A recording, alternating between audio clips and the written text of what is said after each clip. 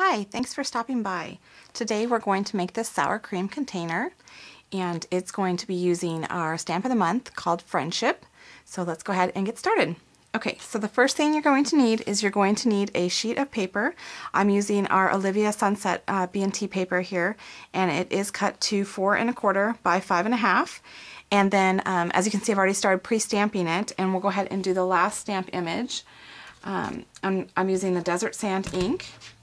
And what I've done is I've started by putting my first stamp here in the middle, and then that way you can line it up easily by doing the other two on the other side here and then filling in these spaces here on the top and bottom rows. And it gives a kind of nice random look to it while still kind of keeping some structure to how you're stamping it. And then I went ahead and I already sponged the outer edge of the paper with our foam tool and our Desert Sand ink. And then, to get this nice band around the sour cream container, I took a piece of barn red cardstock, and this measures 1 1/4 by 5 1/2. And again, I took the foam tool and I sponged it with our Desert Sand ink. And then I took the sentiment A Special Friendship, also from the same stamp set, and I did that in the barn red color. And on either side of that, I put a little image in the Desert Sand. And the piece, this measures 1 inch by 5 1/2. So I'm going to go ahead and glue this onto the center of my barn red cardstock. And I like to use our Bonding Memories glue for this kind of project because since it is liquid, it will give you a lot more flexibility in terms of being able to bend it and kind of wrap it around in the way that we're going to be doing, and it won't peel off, whereas a tape runner style might. Do that with your project. So once you have that down, you're going to go ahead and you're going to glue this little band on there. And I chose to kind of go up on the top so that way I didn't cover my middle strip of stamping, and it also just adds a little bit more appeal to it. And I'm just going to make sure that's secure on there before we start bending it into our sour cream shape. Okay, so then what you're going to do is you're going to go ahead and you're going to make a tube-like shape out of it. So you can go ahead, it doesn't matter if you put the adhesive on the inside or the outside, because you're basically going to just be going and creating this nice little tube. You're going to need to hold it just for a minute just so that it does get good contact. So you can see it's just like a tube.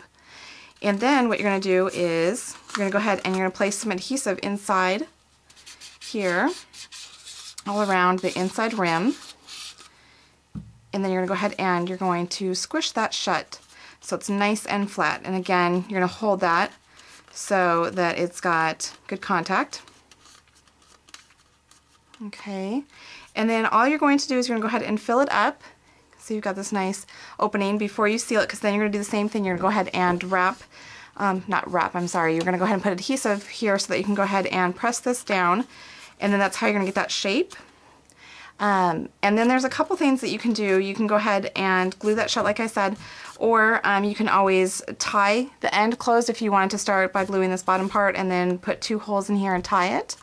You could do that, and I have a sample to show you with that, because the nice thing about these sour cream containers is that they can be any size that you need for the project that you're working on. As you'll see here, I've got this little itty bitty one. This is with our new Fanfare paper, and this actually started out as a 3 by 4 piece of paper, so you could fit just something small, maybe a Hershey Kiss or some other little surprise in there.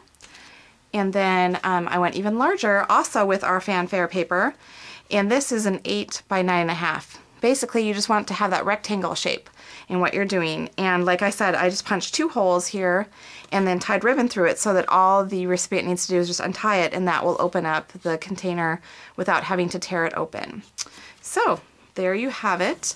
I hope I've inspired you a little bit, and I hope you have fun making one yourself. And if you'd like to purchase any of the products you saw today, or if you'd like more inspiration, please feel free to visit me on my blog at sunnydaymemories.blogspot.com. Thanks for stopping by.